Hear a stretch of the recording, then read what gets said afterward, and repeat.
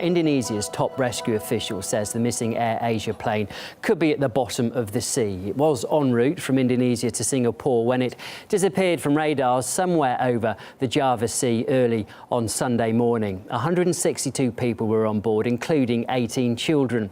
The AirAsia CEO has described the incident as his worst nightmare.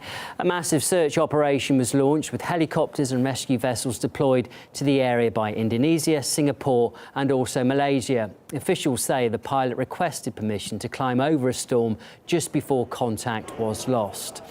Well, the missing plane is an Airbus A320 and it had been in operation for just over 6 years. Most of the passengers were Indonesians. Other citizens on board were from South Korea, the UK, France, Malaysia and also Singapore. AirAsia says the aircraft had undergone maintenance over a month ago. Joining me now, though, is Captain Richard Woodward. He's a former Vice President of the Australian and International Pilots Association. Thanks very much for coming onto the programme this morning and talking with us. There is an awful lot of speculation, but in your opinion, what are the probable causes of this crash? Well, given the nature of the requests and the weather, there's only three probables. One is that they've had an inverted counter with a thunderstorm, or they've suffered severe icing as a result of a thunderstorm, or there's some other activity, maybe a bomb. We still can't exclude that yet.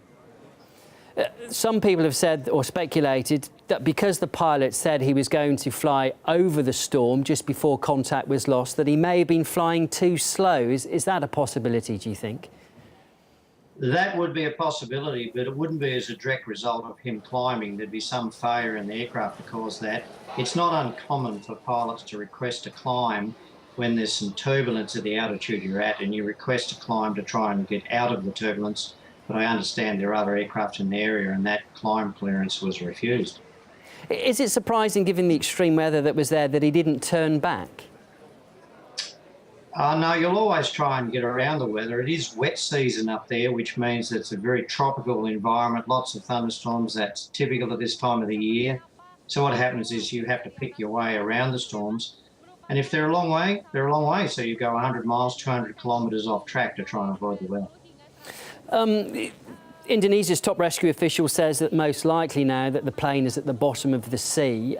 Presumably that's something that you go along with. I would agree with that. The aircraft can't stay airborne for more than about 4 or 5 hours, so it would have run out of fuel. So I think it's crashed. We can assume that as a fact. All we need to know now is where it is. And given the track between Surabaya and Changi is basically up over the strait, so it'll be in the water somewhere. And what are the possibilities of survivors, do you think? It depends how the aircraft came down. If it came down under control, there is a small chance of survivors, but the window closes very quickly when you're exposed to the elements. If it crashed in the sea, there's very little chance of finding any survivors, particularly as time goes on. And in terms of the rescue operation, the salvage operation, trying to pinpoint where this plane may be, what sort of time limits are attached to that? Well, it'll be a search and rescue operation for the first 24 to 48 hours. And then sometime after that, it'll become what's called a recovery operation. They'll be looking for the wreckage and they'll assume there's no survivors because of their life expectancy exposed in the sea, for instance. And then they'll be trying to find the wreckage and find out what happened to the aircraft.